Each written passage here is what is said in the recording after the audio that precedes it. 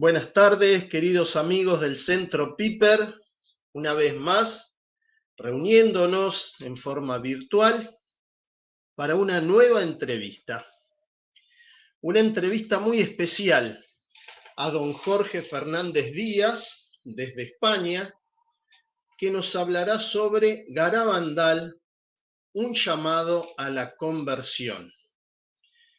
Es una gran alegría para nosotros hoy poder tener a don Jorge Fernández Díaz, ingeniero, político, una larga carrera de 40 años y que está dedicado ahora a difundir la verdad de la fe entre nosotros. Así que desde allí, desde la madre patria, le agradecemos a don Jorge Fernández Díaz por recibirnos y por brindarnos este tiempo, don Jorge. Muchas gracias.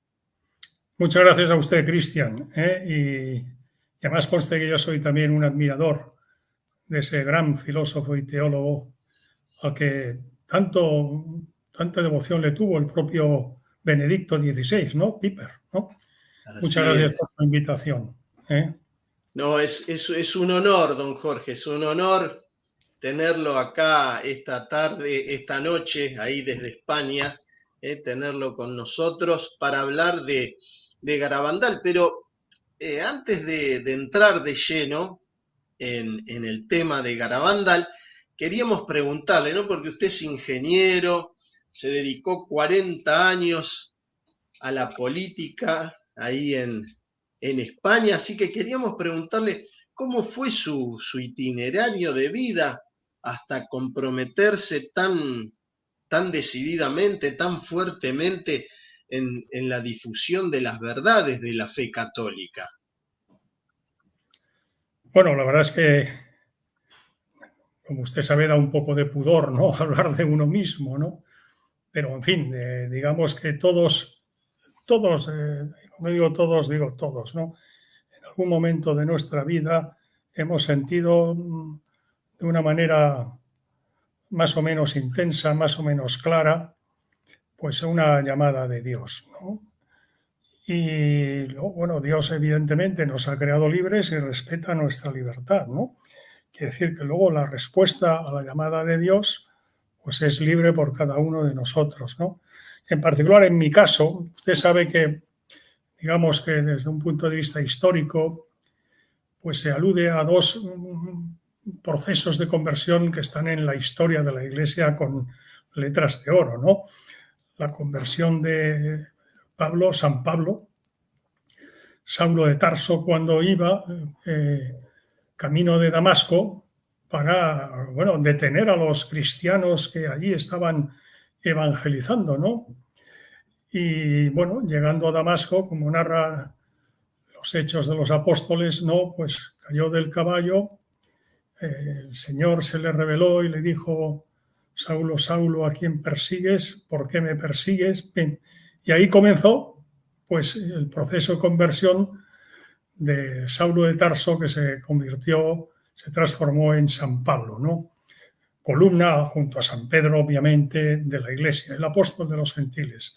Bueno, en la historia de la Iglesia el proceso de conversión de San Pablo es un poco el paradigma de tantas y tantas conversiones que multitud de personas anónimas a lo largo de la historia, a lo largo del tiempo han sentido, y que, bueno, y ha sido, pues digamos, un tanto fulminante, ¿no? Al estilo, sin caerse ningún caballo, pero para entendernos un poco, pues eso, de la noche a la mañana, ¿no? Ese es el modelo paulino. Luego está el modelo agustiniano, el de San Agustín, ¿no? San Agustín, sabemos que San Agustín era maniqueo, ¿no? Y bueno, hijo de la hoy santa Santa Mónica, ¿no? Y que había rezado y llorado tanto por su conversión que finalmente el obispo de Milán, hoy San Ambrosio, acabó diciéndole: vaya mujer tranquila, porque Dios no puede resistir tantas lágrimas de una buena madre, ¿no?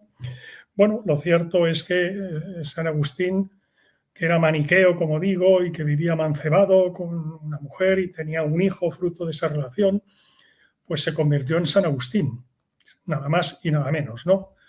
Bueno, y entonces en la historia de la Iglesia se alude pues al proceso de conversión muy rápido, un tanto súbito, es el paulino, ¿no? Y el otro es el agustiniano. El mío diríamos que sería agustiniano, ¿no? Porque como tal proceso de conversión, desde que yo identifiqué pues, esa llamada y la sentí, hasta que finalmente pues di el paso, pues pasaron 7 años, ¿no?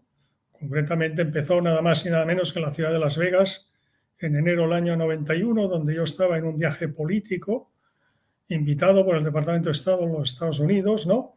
Y en Las Vegas, pues comenzó ese itinerario mío, ¿no? Que culminó, ya sabe usted que la conversión puede durar un momento, pero la santificación dura toda una vida, ¿eh? Y que cada día nos tenemos que estar convirtiendo. Dios no nos espera con una hoja de servicios impecable, sino que nos espera y espera de nosotros que cada vez que caigamos nos volvamos a levantar, ¿no? Pasando por la confesión, ¿no? Entonces, bueno, pues como he dicho yo, al cabo de 7 años, precisamente coincidió que yo no conocía entonces esa devoción, ¿no? Que era el Domingo de la Divina Misericordia. Yo lo sentí que me tocaba especialmente porque el Evangelio era la parábola del regreso del Hijo Pródigo.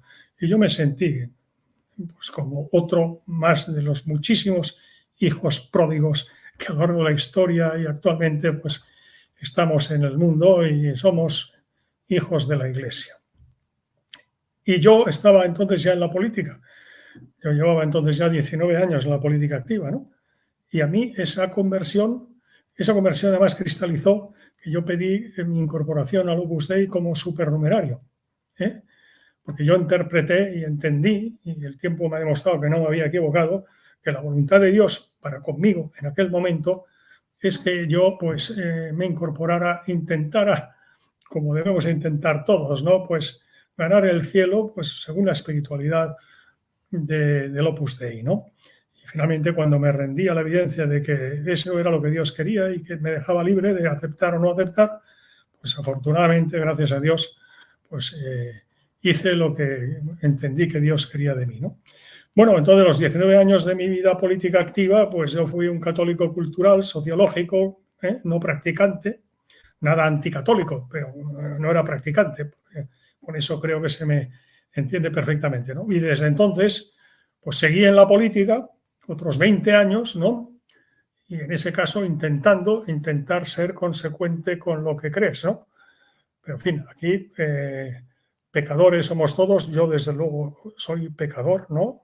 Me confieso pecador, ¿eh? Y por eso me confieso con frecuencia, ¿no? En todo caso, y bueno, ¿en qué estamos? Entonces, cuando acabó mi actividad política, ahora hace 3 años, año 2019, bueno, pues ahora tengo más tiempo disponible, me dedico a escribir y la otra actividad a la que le dedico tiempo es pues porque me siento llamado a eso, ¿no?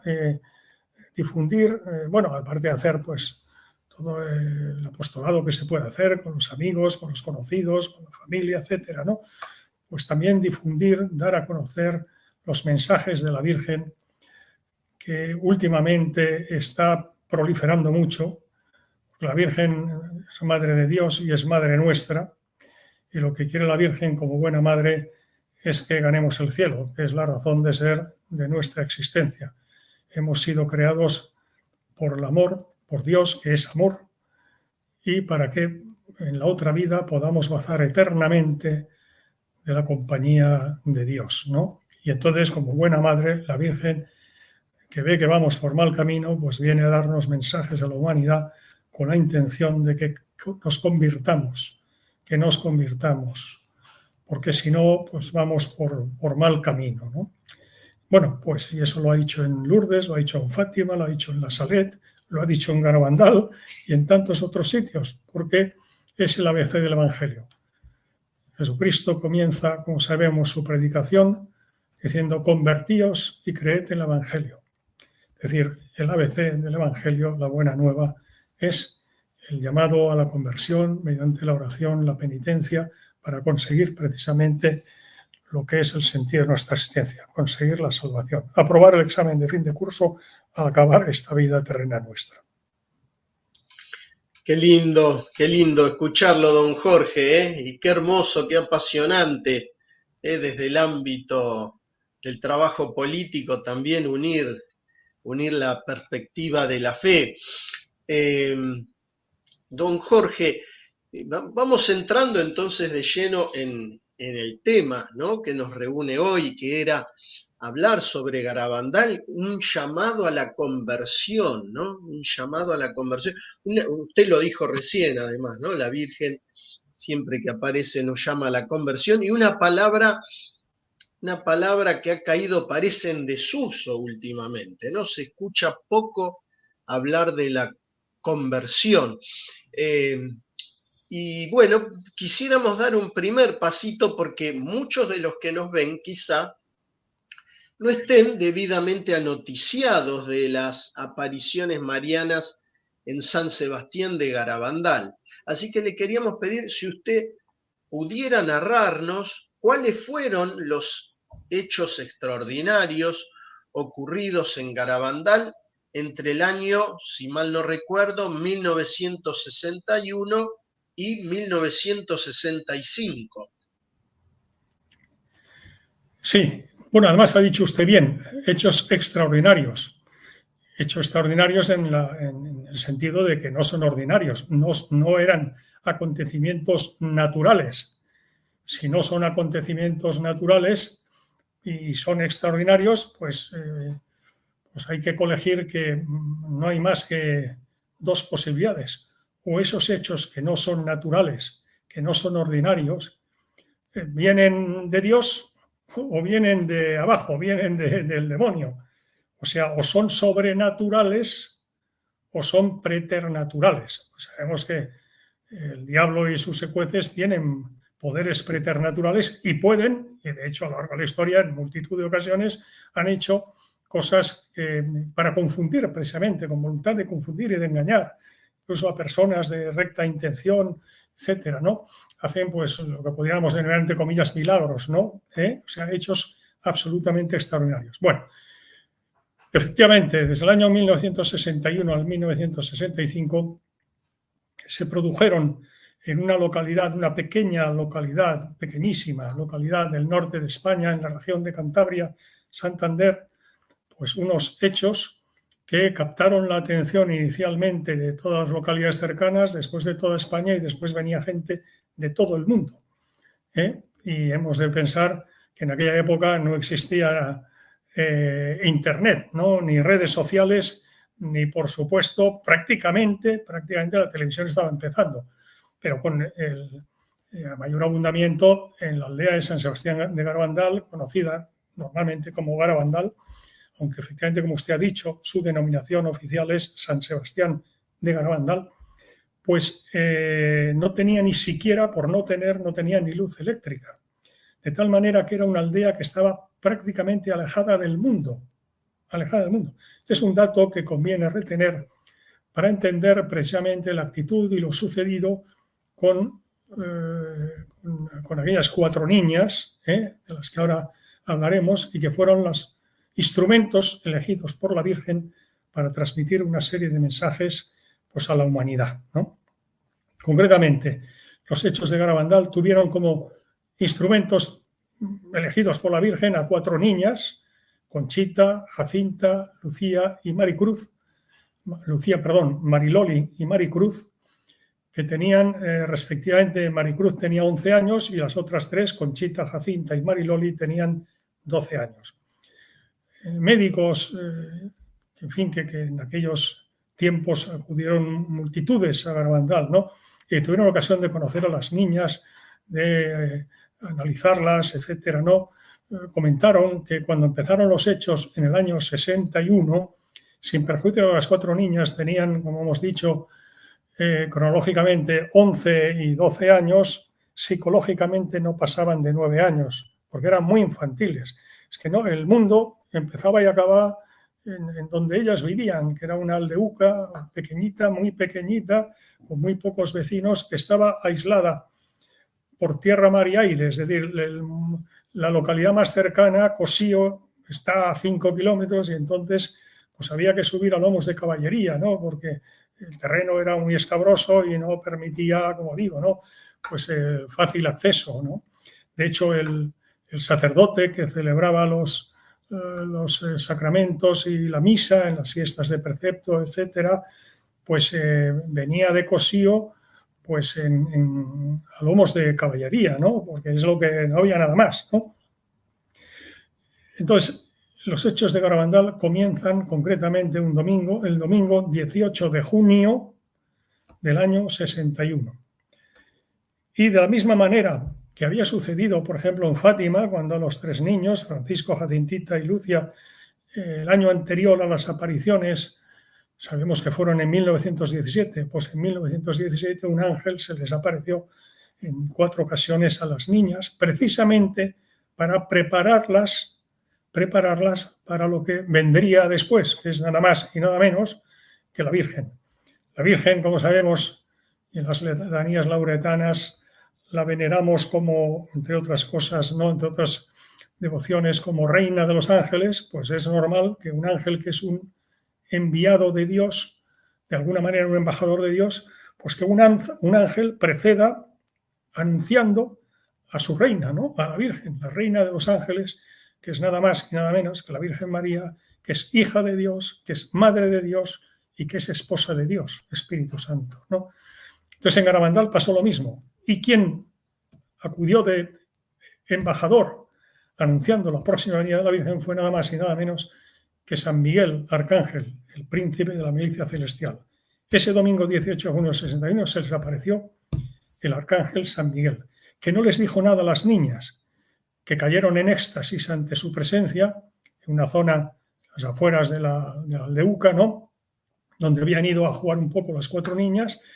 Conchita, que fue un poco la portavoz de las 4 niñas, ¿no? Conchita, se oyó como un ruido, era 18 de junio, serían a las 8, 8 y media de la tarde, era, por tanto, todavía había luz en el cielo, en España en ese tiempo, ¿no? En ese tiempo me refiero que era vísperas de comienzo del verano, el 18 de junio, ¿no? Y oyeron un gran temblor con todo el cielo despejado, ¿no? Que les sobrecogió un poco y de repente pues vieron que Conchita pues quedaba en éxtasis. Ellas no sabían que era en éxtasis, pero quedó en éxtasis, ¿no?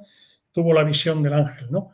Las otras 3 niñas se asustaron, iban a ir a correr a acercarse hacia el centro del pueblecito y cayeron las 3 también en éxtasis. Y las 4 quedaron en éxtasis viendo al que era, entonces no lo sabían, el Arcángel San Miguel. Al cabo de unos minutos salieron del éxtasis absolutamente impactadas, corriendo fueron de regreso hacia el pueblo y los vecinos que las vieron, las conocían obviamente, las vieron llegar, vieron que venían muy asustadas, con un rostro y una actitud de mucho espanto, de mucho susto. Les preguntaron qué les pasaba, y ellas dijeron: hemos visto al ángel, hemos visto al ángel, hemos visto al ángel, y empezó a correrse la voz. Es un dato muy relevante el que la maestra del pueblo, que conocía muy bien a las niñas, obviamente, las cogió las 4, se las llevó a la iglesia del pueblo para interrogarlas juntas y separadas, ¿no? Es muy relevante que cuando salió de la iglesia dijo a los vecinos que las niñas no se habían inventado nada y que las niñas no mentían. Otra cosa es que habría que discernir qué es lo que había sucedido exactamente, pero que no se habían inventado nada y que lo que decían era la verdad. Tras haber estado con ellas inmediatamente, insisto, su maestra, la maestra de la escuela. Repito, que a las 4 niñas las conocía perfectísimamente, por supuesto. Bueno, tuvieron varias apariciones más en los días sucesivos del ángel, que no les decía nada, salvo que ellas quedaban impactadas con su presencia, expectantes y tal. ¿Qué pasa?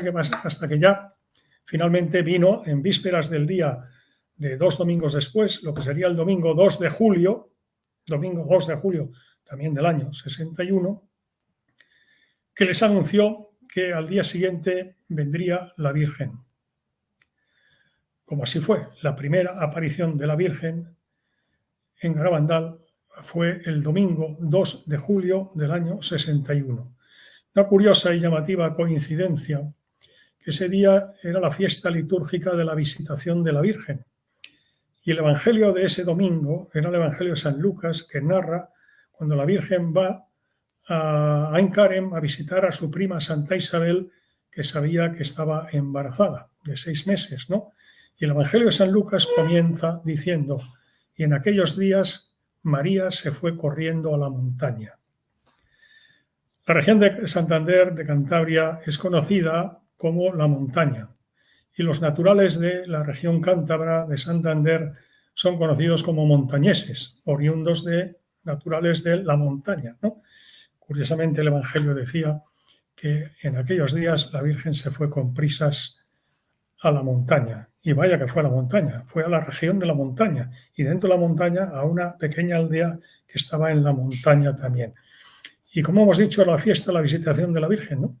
Y efectivamente la Virgen se fue a visitar a la humanidad por medio de 4 pequeñas niñas de una pequeña aldea. Ahí empezaron los hechos de Garabandal. Y los hechos de Garabandal se sucedieron mediante efectos absolutamente sobrenaturales, extraordinarios. He dicho que no había electricidad en la aldea, por tanto no había ni teléfono, ni había por supuesto televisión, ni había radio, no había nada. Pero se corrió la voz tan rápidamente que pronto ya empezaron a llegar multitud de personas, ¿no? Que hay que pensar que aquella localidad no tenía la más mínima infraestructura, digamos, para el turismo. No estaba preparada para nada de eso, parecido a eso, ¿no? Pero la gente fue allí y bueno, y ahí pernoctaba durmiendo en los pajares, durmiendo en la calle, en fin, lo que fuera, ¿no? Y empezaron los hechos de Garabandal con extraordinarios, y que han podido ser y que fueron filmados muchos de ellos entre otros por el noticiario informativo que había en aquella época, la época de la España del momento, ¿no? Que es el Nodo, el noticiario informativo Nodo, que se proyectaba en todos los cines antes de empezar la película que se estuviera exhibiendo, ¿no? Hay miles de metros de grabaciones, yo he tenido ocasión de ver bastantes, de Nodo, de grabaciones de los sucesos que ahí se producían, ¿no? También grabaciones de ella, a medida que pasaba el tiempo, de personas que iban con cámaras y que grababan, por supuesto, fotografías, etcétera, ¿no? Que acreditan lo extraordinario de esos hechos. ¿En qué consistían? Bueno, pues consistían en que de manera simultánea, como si estuvieran coordinadas, las 4 niñas pues sentían 3 llamadas en su interior, un poco como si fueran preparadas, listas ya. Ellas describieron que lo que sentían era como una gran alegría interior. Ellas interpretaban claramente, sabían interpretar perfectamente lo que significaba aquello, de tal manera que cuando se producía esa tercera llamada interior, estuvieran donde estuvieran ellas, corriendo a una velocidad increíble, convergían en el mismo sitio, en el mismo momento, y conjuntamente entraban en éxtasis, ¿no? En esos éxtasis, pues al parecer habitual y normalmente, era la Virgen la que se les aparecía, y mantenían con ella pues un diálogo de niñas con su madre, tal cual, ¿no? Bueno, ver a las niñas en éxtasis significaba pues que, claro, en aquellos momentos, repito, pues estamos hablando del año 61, el año 62, pues la gente quedaba muy asombrada, ¿no?, de ver lo que pasaba. Les ponían linternas delante de los ojos para ver si parpadeaban, si movían los ojos. Resulta que aun con linternas en los ojos, las niñas se mantenían estáticas sin mover los ojos para nada. Las pinchaban para ver si provocaban en ellas alguna reacción, incluso las quemaban con puntas de cigarrillo, no para hacerlas daño, sino para ver si reaccionaba, a ver qué es lo que pasaba, ¿no? Incluso, pues, bueno, en definitiva, perdían la sensibilidad y la sensorialidad. No estaban éxtasis, estaban fuera de sí. Su alma estaba fuera del cuerpo, ¿no? Estaba en comunicación con lo sobrenatural, que es lo propio, como define la teología mística, de esas situaciones, ¿no? En no pocas ocasiones, pues, cuando caían de rodillas fuertemente sobre los riscos, las piedras, no había nada asfaltado allí, y solo oír el crujir de las rodillas de las niñas al caer violentamente sobre el suelo, pues creaba una sensación angustiosa, ¿no? Hasta que no les pasaba nada, ¿no? Y además, cuando pretendían moverlas, que estaban ellas en esa situación estática, mirando hacia arriba y con sonrisa en los labios, y se notaba que hablaban con alguien, pues las intentaban mover y no había manera de moverlas. Es como si fueran de hormigón armado, es decir, no había ninguna posibilidad. Hay innumerables testimonios con nombres y apellidos de personas que fueron crecientemente atraídas por lo que se contaba que sucedía, extraño que sucedía allí en aquella pequeña aldea, pues se acercaban, y de jóvenes que decían: oye, yo a estas niñas estoy acostumbrado a transportar sacos terreros de 40 y de 50 kilos. A estas niñas habían dicho que no las podía mover. Y yo a estas niñas las muevo las 4 simultáneamente, ¿no? Y decirle, bueno, pues hágalo usted si lo intenta, si puede, ¿no? Y bueno, unos cuantos casos documentados, como digo, ¿no? Pues acercarse a querer mover a una niña y no poder ni moverle un dedo de la mano, ¿no? Era imposible, ¿no? Era imposible. Recuerdo un caso, un joven de Gijón, de Asturias, ¿no?, que se había acercado allí y que presumía eso, de que él pues tenía mucha fuerza y que bueno, pues cuando experimentó lo que experimentó, digo, bueno, ahora sí que creo, ¿no? Pero vamos a esperar a que acabe el éxtasis este que decís para ver entonces cómo está, ¿no? Cuando acabó el éxtasis, pues cogió a la niña esa y vamos, con una mano la levantó, la alzó y dijo: ahora sí que creo, el problema va a ser mío de a ver cómo explico yo esto y que me crea la gente, ¿no? Bueno, de esto hay multitud de testimonios, ¿no? También se producían lo conocido como marchas estáticas, es decir, cuando estaban las niñas en éxtasis, bueno, parecía que fueran corriendo sin tocar el suelo, ¿no? Flotando sobre el suelo a una velocidad impresionante, por aquel terreno que era totalmente escabroso y demás, escarpado. Los jóvenes de la localidad, de las mismas edades que ellos y que las conocían y que en condiciones normales, pues evidentemente corrían más que ellas, etcétera, ¿no? Pues es que no podían ni seguirlas, ¿no? Hay un lugar que todavía existe, ¿no? Una pequeña colina que domina un poco la localidad de San Sebastián de Garabandal, que se llama Los Pinos, donde hay 9 pinos, ¿no? Allí arriba se produjeron muchos de estos hechos, ¿no? Y revelaciones, apariciones de la Virgen, etcétera, ¿no? Y bueno, hoy en día para subir ya se ha hecho una pequeña pista que permite subir con coche hasta allí, aunque caben pocos coches allí. Por lo tanto, la mayor parte de la población sube por el terreno escarpado y demás, ¿no? Y hoy en día todavía cuesta muchísimo subir, y hay que ir con cuidado porque pues, tropiezas y te caes en cualquier momento. Ya no digamos bajar, se lo puede imaginar. Bueno, pues estas niñas subían y bajaban a velocidades de vértigo. Subían incluso de rodillas a velocidad de vértigo. Bajaban incluso de rodillas también. Bajaban de espaldas también corriendo. En fin, toda una sucesión, como digo, de hechos extraordinarios, que lógicamente, pues, oiga, esto no es natural, esto es normal, aquí está pasando algo, ¿no? Y efectivamente estaba pasando. Como he dicho antes, los hechos cuando no son ordinarios, no son naturales, pues son extraordinarios. Y si no son naturales, han de tener una explicación que será más o menos compleja, más o menos complicada, científicamente más o menos difícil de explicar, pero una explicación científica o natural.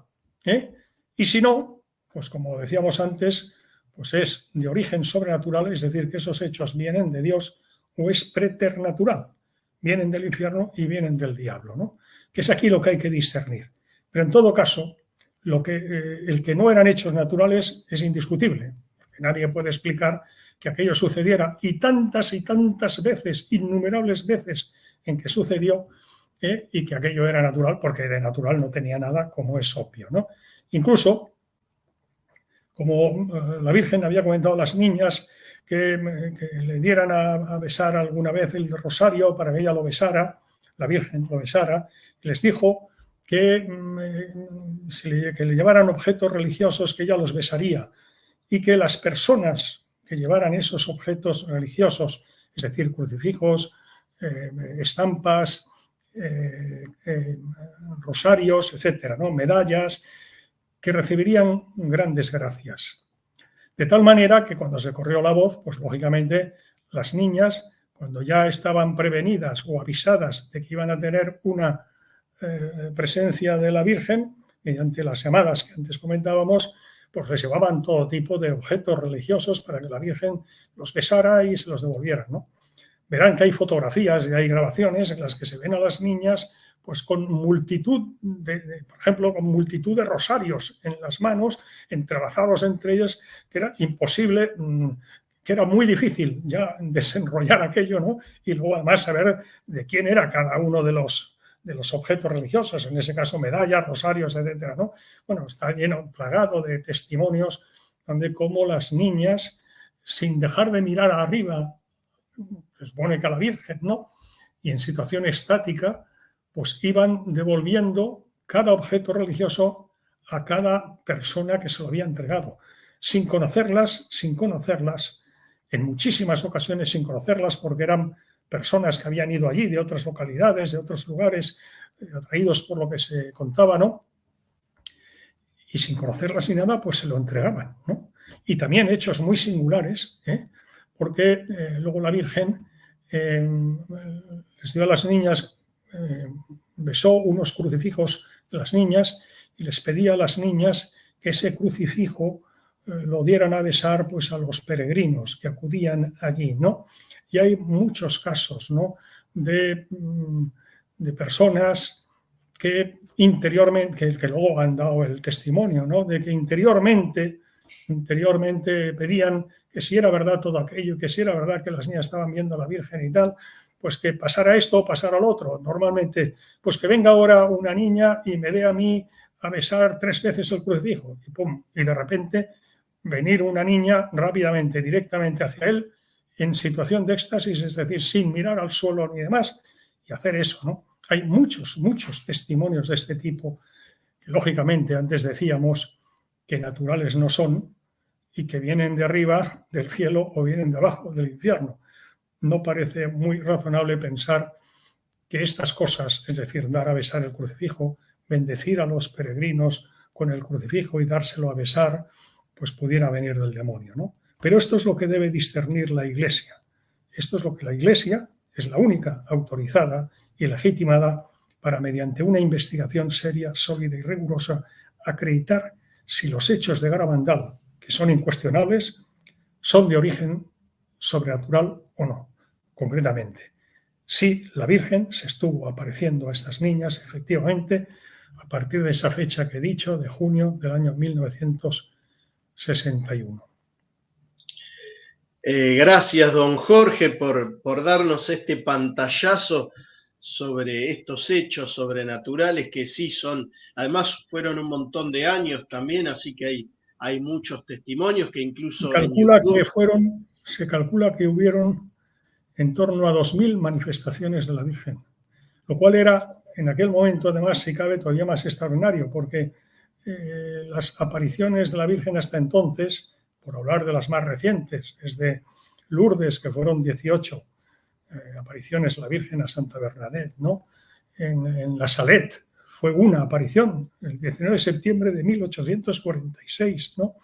En Fátima, que fueron 6 en Portugal, en la Cova de Iría, ¿no? Y en el Aljustrel, del 13 de mayo al 13 de octubre, y 2 en España, en Pontevedra y en Tui, en el año 25 y el año 29. Claro, eso era lo normal entonces. No era normal que la Virgen estuviera viniendo mañana, tarde y noche. Exacto. Mañana, tarde y noche. Exacto. Y no olvidemos una cosa, si me permite, Cristian. Sí, don Jorge. Juan Pablo II, cuando coincidió el atentado que sufrió a manos del terrorista Ali Akka, el 13 de mayo del 81, dijo una frase que repitió en varias ocasiones hasta su partida al cielo, San Juan Pablo II. Él dijo, tenía que producirse el atentado contra el Papa coincidiendo con la fiesta de la Virgen de Fátima, 13 de mayo del año 81, para que la Iglesia y el Papa miráramos al mensaje de Fátima. Y añadió, porque en los designios de la providencia no hay meras coincidencias, no hay casualidades, no hay meras coincidencias. Todo se integra en los designios inescrutables de la providencia.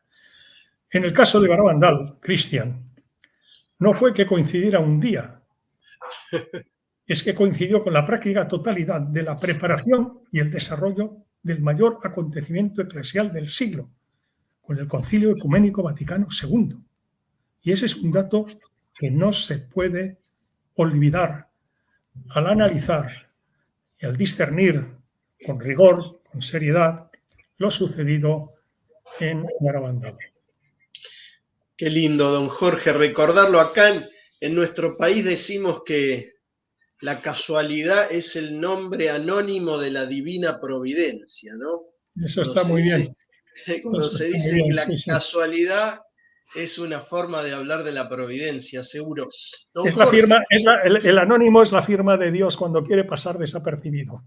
Cuando quiere dejar su firma, suele hacerlo, no solo, pero suele hacerlo precisamente con este tipo de coincidencias. Porque solo Dios, que es el Señor de la historia, es el Señor del tiempo y es el Señor de la cronología. Y es el único que puede hacer, por ser Dios, que determinados acontecimientos, a efectos de sus designios de providencia, coincidan. Y así, sus hijos, nosotros, podamos ver y podamos entender que la mano de Dios está detrás de esos acontecimientos, que, como usted muy bien dice, no son casualidad. Y la casualidad es el anónimo con el que firma Dios los acontecimientos. Así es, así es.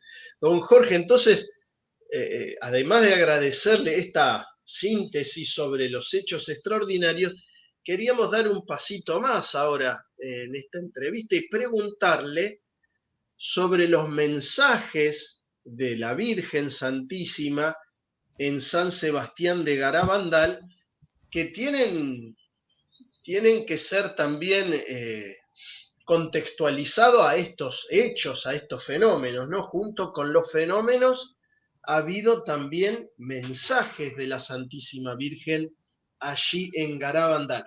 ¿Cuántos mensajes hubo? ¿De qué nos habló la Virgen en Garabandal, don Jorge? Bueno, mensajes públicos hubo 2. Mensajes privados mediante locuciones, revelaciones privadas a las niñas fueron muchísimas. La que más recibió fue Conchita, una de las 4 niñas, como he dicho, porque las 4 niñas estuvieron recibiendo continuas locuciones, manifestaciones de la Virgen desde el domingo 2 de julio del 61, 3 de ellas hasta el 20 de enero del año 63. 20 de enero, que es la fiesta de San Sebastián, precisamente el pueblo de San Sebastián de Garabandal, ¿no? Una de ellas, Maricruz, pues unos pocos meses antes ya dejó de tener manifestación, revelaciones, ¿no? Ya hacia finales del año 62. Como digo, unos meses después, el 20 de enero, 2 niñas, Jacinta y Mariloli, dejaron de tenerlas con esa frecuencia, y Conchita fue la única que también más espaciadamente que hasta esos momentos, pero que aún así pues siguió teniendo manifestaciones hasta el final, que concretamente fue el 13 de noviembre del año 65. Bien, entonces, distinguiendo, como digo, lo que fueron los 2 mensajes públicos que ahora le voy a leer, que son muy breves, de las cantidad de revelaciones y mensajes que recibieron las niñas, por otra parte, pues fueron los siguientes. El primero se hizo público el 18 de octubre del año 61, es decir, exactamente 4 meses después de comenzados los sucesos, ¿no? El mensaje es muy sencillo, yo se lo voy a leer ahora, muy sencillo. Lo que llevó a que no pocos de las personas, muchas personas que ya entonces se acercaban a Garabandal, pues quedaran un tanto decepcionados, ¿no? Como que era algo muy natural, muy sencillo, muy normal. Bueno, pues sí, claro, es que la Virgen venía a dar, en fin, es el ABC del Evangelio, convertidos y creed en el Evangelio, empieza el Evangelio del Señor, ¿no? Y este primer mensaje, 18 de octubre del 61, dijo lo siguiente. Lo leo, Hay que hacer muchos sacrificios, mucha penitencia.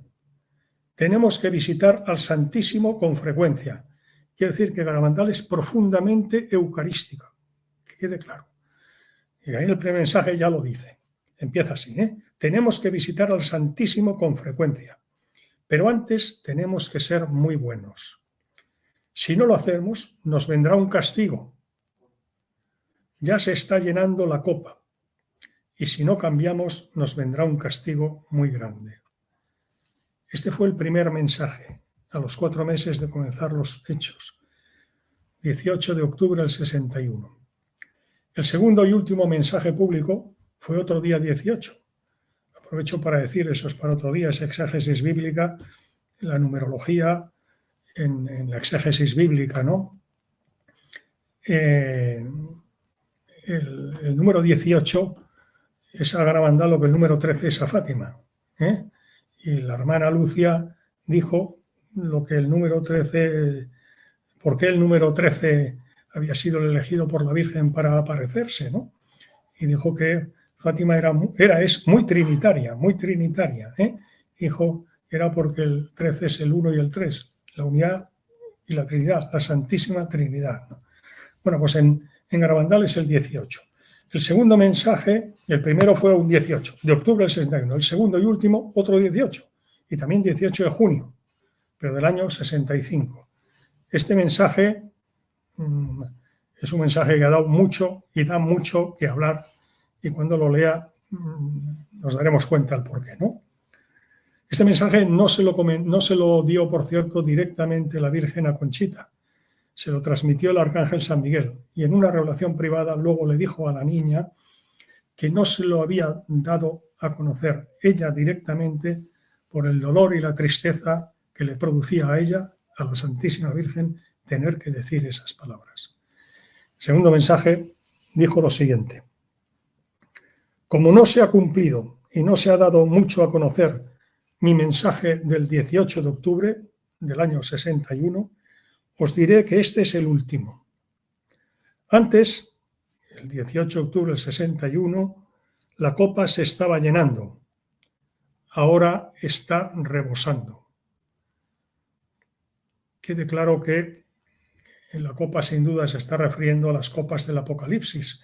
Y en el lenguaje apocalíptico, las copas de la ira, las copas que están llenándose por los pecados y las ofensas de los hombres, que cometemos los hombres y el dolor que le causamos a Dios. Dijo, antes la copa se estaba llenando, ahora está rebosando. Los sacerdotes, obispos y cardenales van muchos por el camino de la perdición y con ellos llevan a muchas más almas. A la Eucaristía cada vez se le da menos importancia. La Eucaristía. Garabandal es profundamente eucarístico. Debéis evitar la ira del buen Dios sobre vosotros con vuestros esfuerzos. Si le pedís perdón con alma sincera, Él os perdonará. Yo, vuestra madre, por intercesión del arcángel San Miguel, os quiero decir que os enmendéis. Ya estáis en los últimos avisos. Os quiero mucho y no quiero vuestra condenación. Pedidnos sinceramente perdón y nosotros os lo daremos. Debéis sacrificaros más. Pensad en la pasión de Jesús. Bueno, este mensaje, desde luego, es evidente que 4 niñas, en este caso Conchita, que tenía entonces apenas 15 años, ¿no? Pues difícilmente se lo podían inventar, ¿no? Porque todavía no habían salido de Garabandal, con lo cual seguían estando aisladas del mundo. Conocían del mundo lo que a través de los peregrinos, de los visitantes, etcétera, pues les transmitían, pero no sabían nada, ¿no? Claro, hablar de las copas de la ira del Apocalipsis, pues ya es para nota, ¿verdad? Claro, esto plantea varias inquietantes preguntas, ¿no? Cuando la Virgen dice que como no se ha cumplido ni se ha dado a conocer el anterior mensaje, es decir, desde el primer momento no se le hizo caso a la Virgen en Garabandal. Y dice, este va a ser el último. Y dice, antes la copa se estaba llenando, es decir, antes había muchos pecados y por eso vine yo, para pediros, hijos míos, que os convirtierais, que volvierais al buen camino, porque si no va a venir un castigo, etc. Dice, antes la copa se estaba llenando, ahora está rebosando. Y uno dice, ¿pero qué ha pasado entre el 18 de junio del 61 y el 18 de octubre del 65? Pues 3 años y medio para que se hayan incrementado tanto los pecados de la humanidad. Claro, cuando a continuación dice que muchos cardenales, obispos y sacerdotes van por el camino de la perdición y con ellos llevan a muchas más almas, y todos los cardenales y obispos de la Iglesia Católica Universal estaban reunidos en Roma, en la Basílica de San Pedro, en el Concilio Ecuménico Vaticano II, pues sobran palabras.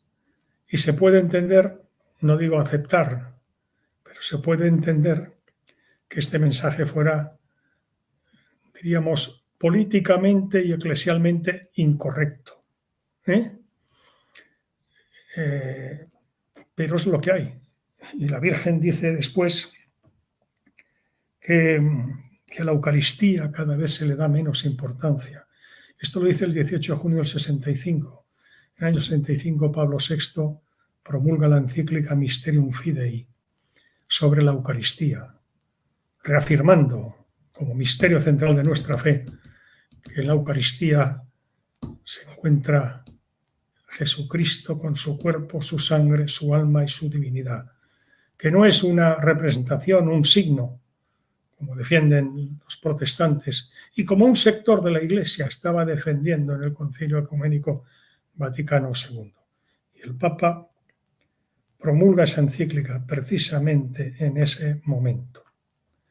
En los designios de la providencia no hay meras coincidencias. En todo caso, la Virgen anuncia que estamos en los últimos mensajes, en los últimos avisos, que si no nos convertimos, pues va a venir un castigo muy grande. Estos fueron los mensajes. Debo decir que la Virgen en Fátima, de otra manera, porque era 50 años antes, ¿verdad? Era el año 17, pues vino a decir lo mismo, aunque la situación de la Iglesia no era la misma, porque el respeto que había por la Eucaristía en el año 17, en aquellos años, no es el que había ya en aquellos momentos de los años 60, ¿no? Y así tantas otras cosas, ¿no? Y por eso el lenguaje de la Virgen es más severo y más duro en Garabandal, porque la situación era más crítica y más almas se estaban perdiendo. Y por eso la Virgen, nuestra Madre, viene como una madre viene las veces que hace falta corregir a sus hijos si ven que van por mal camino. Y eso las madres desde luego lo entienden, lo saben y lo practican continuamente con sus hijos, ¿no? Bueno, estos son los dos mensajes. Yo creo que podemos entender perfectamente que con estos mensajes y en aquellos momentos pues fuera considerado Garabandal como, en fin, un juego de niñas, que todo se podía explicar por causas naturales, sic, etcétera, etcétera. Es decir, tapar Garabandal, que venía a decir unas cosas que chocaban con lo que el ayornamiento, la puesta al día, que en aquellos momentos se estaba pretendiendo con el Concilio Ecuménico Vaticano II. Aprovecho para decir que San Pablo VI, el Papa que sabemos sucedió a Juan XXIII a su muerte y que fue el encargado de conducir el concilio hasta su final, el día de la Inmaculada 8 de diciembre del año 65, unos pocos años después, el año 72 y concretamente el 29 de junio, una fiesta litúrgica muy importante en el calendario litúrgico de la Iglesia, porque es la fiesta de la cátedra de San Pedro y San Pablo, dijo unas palabras que repitió varias veces y que le costaron que el sector modernista y progre eclesiástico pues se apartara de él, ¿no? Dijo San Pablo VI, repito, San Pablo VI, siendo Papa, 29 de junio del 72. Esperábamos una primavera para la Iglesia después del concilio. En lugar de una primavera ha venido la frialdad, ha venido la división, la confrontación, la duda, la confusión. Algo preternatural. Tiene un nombre. Por una rendija ha penetrado en el templo de Dios el humo de Satanás. Estas son palabras literales del Papa San Pablo VI.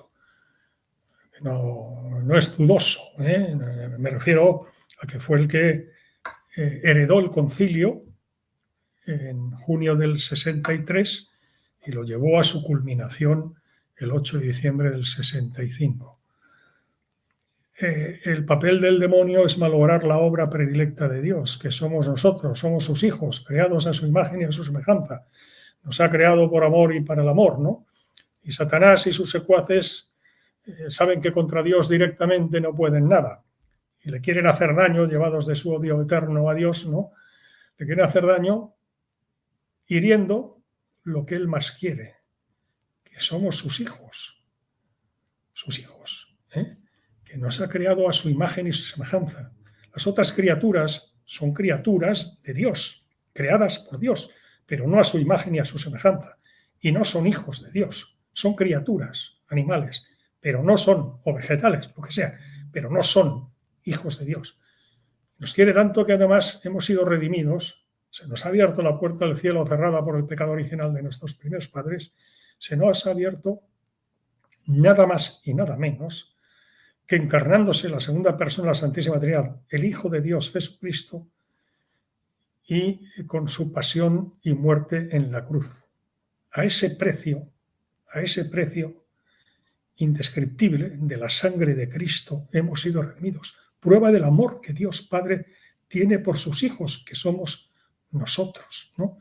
Bueno, pues la obra de Satanás es evitar que sus hijos, que Dios pueda tener a sus hijos, como desea, en la eternidad en su compañía. Porque Dios es amor, y el amor necesita expandirse, proyectarse. Y Él quiere proyectarse en su obra creadora predilecta, que son sus hijos, somos nosotros, ¿no? Durante toda la eternidad. Y eso, el demonio, que es tan malo como astuto, sabe que es la manera de herir y hacerle más daño a Dios, malogrando la obra redentora que ha sido pagada al precio de la sangre de su Hijo Jesucristo. Y por tanto, que no nos salvemos, confundirnos, que no nos enmendemos, que pequemos, etcétera, etcétera. Y la Virgen viene precisamente para todo lo contrario, porque como madre quiere que nos salvemos, obviamente, ¿no? Y ayudarnos a volver al buen camino, si nos hemos apartado de él. Sin dudas, ¿no? Garabandal, don Jorge, es un llamado a la conversión justamente por esto, porque el cielo quiere nuestra salvación, ¿no? La salvación de nuestras almas. Pensando, le agradezco mucho, don Jorge, sus palabras, este recuerdo de los mensajes públicos de la Santísima Virgen allí, porque de alguna manera, ¿cómo podía ser que unas pequeñas en el año 65 tuvieran esta claridad que hoy realmente está frente a nuestra vista, frente a nuestros ojos, ¿no? Hoy, no sé, por poner un ejemplo reciente, el padre Frank Pavone ha sido dimitido del estado clerical en una situación poco clara que ojalá se ponga a luz en los próximos días, mientras que el sacerdote James Martin trabaja, hace lobby LGTBI, quiere ideologizar a la iglesia y no recibe ningún castigo, ningún llamado de atención y todo lo contrario, es felicitado. ¿Qué quiero remarcar con esto? Que esto del segundo mensaje que usted leyó, hoy se ve más claro que nunca. Las almas consagradas, ¿no es cierto?, están desorientadas, van camino a la perdición y con ellas arrastran a muchas otras No almas, es todas, decir, gracias a Dios, ¿eh? No no todas, gracias todas, a Dios. Hay muchos santos y muy gracias a buenos, Dios, por claro, supuesto. pero esto hoy se ve muy claramente, era imposible, es decir, parece escrito ayer esto, no en 1965, y realmente creo que es un dato a tener en cuenta respecto de la sobrenaturalidad de estas apariciones, ¿no? Creo que en ese momento nadie se imaginaba lo que está pasando hoy.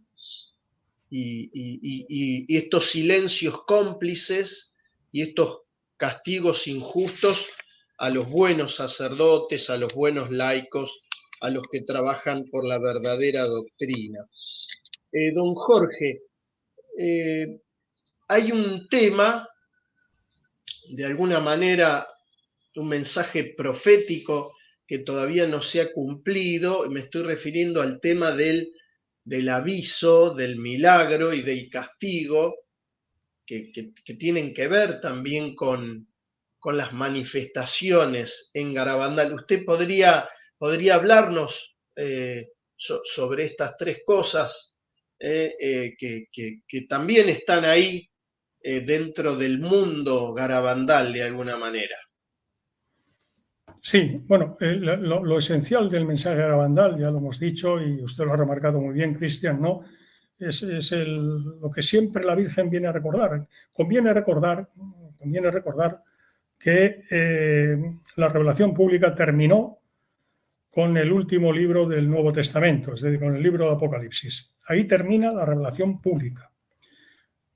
De lo que estamos hablando son de revelaciones llamadas privadas, que no añaden nada a la revelación pública, sino que, en palabras de Benedicto XVI, lo que hacen es intentar ayudar en un momento determinado de la historia a cumplir mejor el Evangelio. ¿Me explico? O sea, las revelaciones privadas no son dogma de fe. Lo que es dogma de fe es la revelación pública. Las revelaciones privadas, como es Fátima, fíjese, como es Lourdes, como es Guadalupe, como es el Pilar, son revelaciones privadas que un criterio de discernimiento previo y fundamental para acreditar si son ciertas o no, si son sobrenaturales o no, es que no contradigan la doctrina de la fe. Si unas presuntas revelaciones que dice un vidente o unos videntes, lo que sea, contradicen la doctrina de la fe, oiga, con eso ya basta y sobra para descalificarlas como que no son sobrenaturales. Por tanto, en todo caso, vendrán del demonio, ¿no? Pero de Dios, desde luego, no vienen. Bien, esto vale, insisto, para todas las revelaciones denominadas privadas, pero que las que son reconocidas por la Iglesia, sin perjuicio que sean privadas, no cabe ninguna duda, porque así lo ha reconocido la Iglesia, que vienen de Dios. Es decir, que la Virgen se apareció en Fátima, y la Virgen se apareció en la Salet, y la Virgen se apareció en Guadalupe, ¿no? Y la Virgen del Pilar se apareció al apóstol Santiago el 2 de enero del año 40, cuando evangelizaba en la Hispania romana, ¿no?, de la época. Y la Virgen se ha aparecido en Lourdes, repito, ¿no? Bueno, pues en fin. Y por tanto, si viene la Virgen, oiga, viene por algo y para algo. Viene mandada por Dios y viene porque, y si Dios envía una embajadora plenipotenciaria tan excelsa como es la Virgen María, pues es porque lo que tiene que decir la humanidad es muy importante para nuestra salvación, ¿no? Eso conviene que quede claro tanto una cosa como la otra. Dicho eso, bien, el mensaje, como hemos dicho, central de Garabandal es, como en todos los lugares, adaptado al momento histórico, adaptado al lugar, adaptado a los videntes, etcétera, a los instrumentos, ¿no? Pero es siempre el mismo, ¿no? Un llamado a la conversión mediante la oración, la penitencia, las buenas obras y demás y tal. Ese es el mensaje esencial y central siempre de la Virgen, ¿no? Y en Garabandal no es una excepción en absoluto, en absoluto.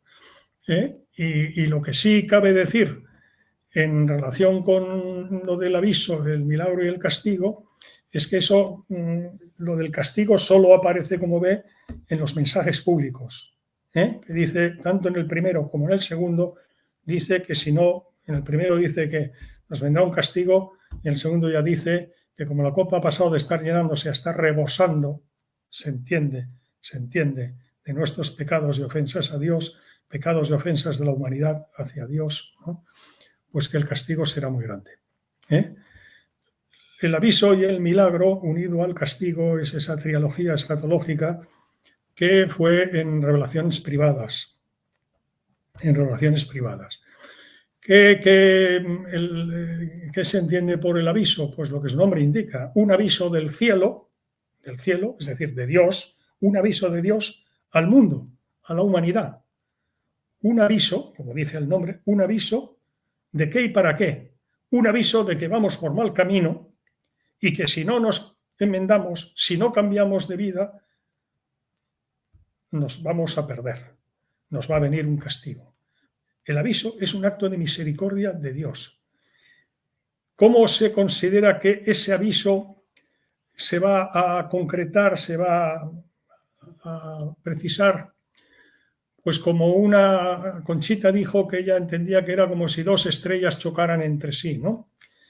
Ha habido más revelaciones, incluso en el Escorial, en España, en el Escorial, en el año 81, la vidente Luz Amparo Cuevas tuvo una revelación donde ya le hablaba también de esto, ¿no?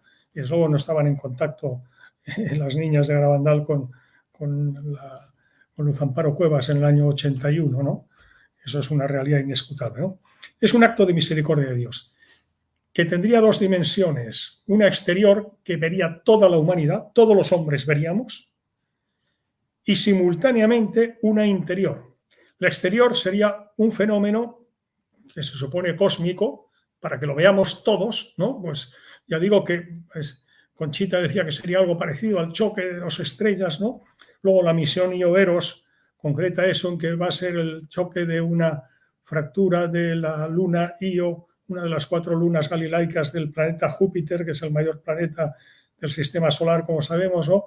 Que se va a desviar de su órbita y va a chocar, impactar contra un asteroide del anillo de asteroides que hay entre el planeta Júpiter y el planeta Marte, y que ese asteroide, denominado por la NASA, que está identificado, tiene 33 kilómetros de largo por 18 kilómetros de ancho, ese asteroide se va a poner en ruta de colisión con la Tierra. En todo caso, el aviso en su dimensión exterior es algo que capta la atención de todo, captará la atención de toda la humanidad. Y simultáneamente, toda la humanidad vamos a ver el estado de nuestra alma con los ojos de Dios. Es decir, cómo ve Dios nuestra alma en ese momento. El mal que hemos hecho, el bien que hemos dejado de hacer y las consecuencias de nuestros actos. Si en ese momento falleciéramos, sería el juicio particular de cada uno y en función de cómo está viendo Dios el estado de nuestro alma, pues nosotros mismos tendríamos el veredicto, ¿no? Esa simultaneidad, ese efecto cósmico exterior con ese efecto interior tan singular, es evidente que va a tener un gran impacto sobre la humanidad, porque todos lo vamos a sentir, lo vamos a vivir, ¿no? Y entonces, para que no haya duda, aquellos que tienen dudas desde un punto de vista razonable y con rectitud de intención, para que no haya dudas acerca de que ese fenómeno viene de Dios, se produciría un milagro en un plazo máximo de 1 año. Y entonces, si una vez producido el aviso en los términos que hemos comentado, y un milagro que está anunciado y corroboraría que efectivamente, pues eso que hemos vivido, el denominado aviso, viene de Dios, pues lo que Dios espera, y para eso hace el aviso y el milagro, es que nos convirtamos.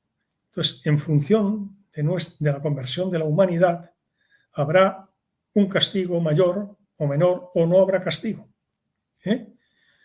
Y eso es la trilogía aviso, milagro y castigo que la Virgen pues dio a conocer en mensaje privado, no mensaje público. En mensaje público solo habló del castigo, el aviso y el milagro que dio a conocer a las niñas y particularmente a Conchita. Don Jorge, gracias por esta explicación tan clara, tan clara. Ahí están comentando en el chat qué bueno sería que estos temas se hablen con la claridad con la que usted habla y se difundan más en ámbitos católicos. Bueno, aprovechamos para que los que nos están viendo difundan este video con esta autorizada palabra de don Jorge Fernández Díaz. ¿Cuántos nos están interviniendo en el chat? ¿Cuántos amigos están? Y varios amigos están ahí en vivo de España, de Argentina, y comentando, y agradeciendo su claridad también, agradeciendo su claridad. Yo agradezco su invitación, Cristian. Don Jorge, le tengo que hacer una pregunta. Han hablado varias veces de Fátima, ¿no? ¿Hay alguna relación, si es que la hay, entre Fátima, que es la manifestación mariana creo que más conocida y más apreciada del siglo XX, y las apariciones marianas de Garabandal? Sin duda que sí, sin duda que sí. Pero en fin, yo le voy a decir una cosa, una voz más autorizada que la mía, por supuesto, es la de que fue obispo de Fátima durante 12 años, del año 58 al año 72, Monseñor Joao Pereira Venancio, que fue obispo de Fátima, ¿no? Y que, bueno, era un devotísimo de las revelaciones en sus escritos y en su palabra, devotísimo de las manifestaciones de la Virgen Nuestra Señora del Monte Carmelo en Garabandal. Él en todo momento hizo referencia a que el mensaje, que Garabandal era una continuación de Fátima y que decía los mensajes de Garabandal en esencia eran el mismo que de Fátima, pero actualizado. Año 17 y 50 años después, pues en Garabandal, ¿no? Él tenía como obispo de Fátima, ¿no? Pues una muy estrecha relación con la hermana Lucia, que entonces profesaba de carmelita descalza en el Carmelo de Coimbra, en Portugal, ¿no? Y tuvo también una muy particular relación con Conchita, a quien, por cierto, visitó en 2 ocasiones en Nueva York, Y hay testimonios muy concretos y precisos de la relación de Conchita con Monseñor Venancio, obispo de Fátima, y las palabras de Monseñor Joao Pereira Venancio hacia Conchita y hacia Garabandal. Es una voz suficientemente autorizada para que yo me remita a él, pero quiero añadir algo para corroborar, si se me permite la expresión, la convicción de Monseñor Pereira Venancio, obispo de Fátima, ¿no? Mire, el tercer secreto de Fátima, como sabemos, la Virgen dijo que se diera a conocer en el año 60. En el año 60. En el año 60 no se dio a conocer el tercer secreto. Sabemos que se dio a conocer en el año 2000, por orden de Juan Pablo II, ¿no? Y conocemos la interpretación apocalíptica que la Santa Sede dio de la visión, que es lo que se dio a conocer. Se dio a conocer la visión que los 3 niños, los 3 pastoriños, habían tenido el 13 de julio del 17 y que constituyó la tercera parte del mensaje. Habían tenido otra visión, que es la del infierno y las almas que se perdían porque nadie rezaba por ellas, etcétera, etcétera, y que fue lo que conocemos como primer y segundo mensaje, primer y segundo secreto de Fátima. La visión, la otra visión es la que constituyó el tercer secreto, aunque no se nos dieron palabras de la Virgen. Y las carmelitas de Coimbra, en su obra Una vida bajo la mirada de María, dedicada a la hermana Lucia, que profesó 58 años, nada menos, 58 años, en el Carmelo de Coimbra hasta su partida al cielo el 13 de febrero del año 2005, describen precisamente la visión del tercer secreto y cómo la Virgen, el día que le dijo que escribiera ese mensaje, que lo metiera en un sobre y que pusiera escrito en el sobre que fuera abierto en 1960, que ese mensaje se lo dio el 3 de enero de 1944. Y que la Virgen ese día, en ese momento, le dije, escríbelo, pero no escribas la interpretación que yo te he dado del mensaje. Solo hice el libro de las Carmelitas de Coimbra, que se dio a conocer y se editó por primera vez en el año 2013. Una vida bajo la mirada de María, la vida de la hermana Lucia, del Corazón Inmaculado. Bien, el año 60 no se dio a conocer.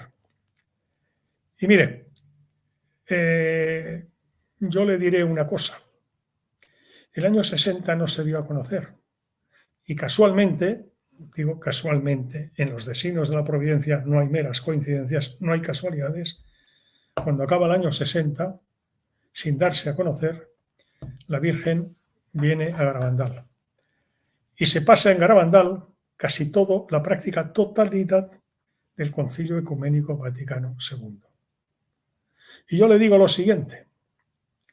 El tercer secreto, como sabemos, y en definitiva los hechos de Fátima, hacen referencia a la consagración de Rusia al Inmaculado Corazón de María por medio del Papa en comunión con todos los obispos del mundo. Y yo le digo, ¿hay algún momento en la historia de la Iglesia mejor que un concilio para que, estando reunidos todos los obispos y cardenales de la Iglesia Católica Universal en Roma, en la Basílica de San Pedro, y en torno al Papa y presididos por él, ¿hay mejor momento que ese para una eventual consagración de Rusia al Inmaculado Corazón de María por el Papa en comunión con todos los obispos del mundo que están ahí, no solo en comunión espiritual, sino presencialmente? Yo lo dejo ahí. En el año 44, cuando la Virgen se lo dijo a Lucia, nadie podía imaginar eso, pero Dios desde la eternidad sabía perfectamente que, como así fue, Juan XXIII, 3 meses después de suceder a Pío XII, el día de la conversión de San Pablo, 25 de enero del 59, anunció al mundo su voluntad de convocar un concilio ecuménico, el que sería el Vaticano II, ¿no? Y cuando viene la Virgen en el año 61 a Garabandal, se está en plena organización de las comisiones preparatorias del concilio, que será inaugurado por el Papa San Juan XXIII el 11 de octubre del año 62 y, como hemos dicho, clausurado por el Papa San Pablo VI el 8 de diciembre del 65. Y durante todo el concilio y la práctica totalidad de preparación del concilio, la Virgen está en Garabandal. Yo creo que quien quiera entender, entienda, y creo que, aludiendo a lo que usted, Cristian, recordaba de la firma de Dios y la casualidad y el anonimato de Dios, pues en este caso da la sensación que el cielo ha querido dejar no pocas coincidencias. No es una coincidencia como la que aludió el Papa San Juan Pablo II de su atentado con la fiesta de la Virgen de Fátima, 13 de mayo de 81. Es una coincidencia de 4 o 5 años. Preparación y desarrollo del Concilio Ecuménico Vaticano II. Y el mensaje de la Virgen, especialmente el segundo mensaje, es un mensaje que, como usted bien recordaba hace un momento, entonces, ¿quién podía imaginar lo que ahora sabemos? Nuestra confianza está puesta absolutamente en que sabemos que la Iglesia católica, apostólica y romana es la Iglesia verdadera, ha sido fundada por Jesucristo y que prevalecerá contra las puertas del infierno y que no tendrá fin. Otra cosa es que en la Iglesia hay santos y hay muchísimos y hay pecadores y estamos muchísimos pecadores. Y eso no nos debe escandalizar. En todo caso nos debe llevar a la conversión. Así es, y por eso el título que elegimos, ¿no? Para esta entrevista, Garabandal, un llamado a la conversión. Un ¿Me llamado a permite, la Cristian? conversión. ¿Me permite, Cristian? Por supuesto, don Jorge. Abundando en la idea que acabo de exponer, contestando a su pregunta sobre Garabandal Fátima, le voy a dar un dato que es histórico, no es una opinión, es un dato histórico, ¿no? Poco después de ese segundo mensaje, 18 de junio del 65, faltaban escasamente 6 meses para concluir el concilio. Pues mire, como fue mensaje público, fue conocido por la Iglesia, por supuesto. El cardenal prefecto del Santo Oficio, lo que hoy es Congregación para la Doctrina de la Fe, era el cardenal Ottaviani. Cardenal Ottaviani. Manda instrucción de que a Conchita de Garabandal se la acompañe a su presencia a Roma.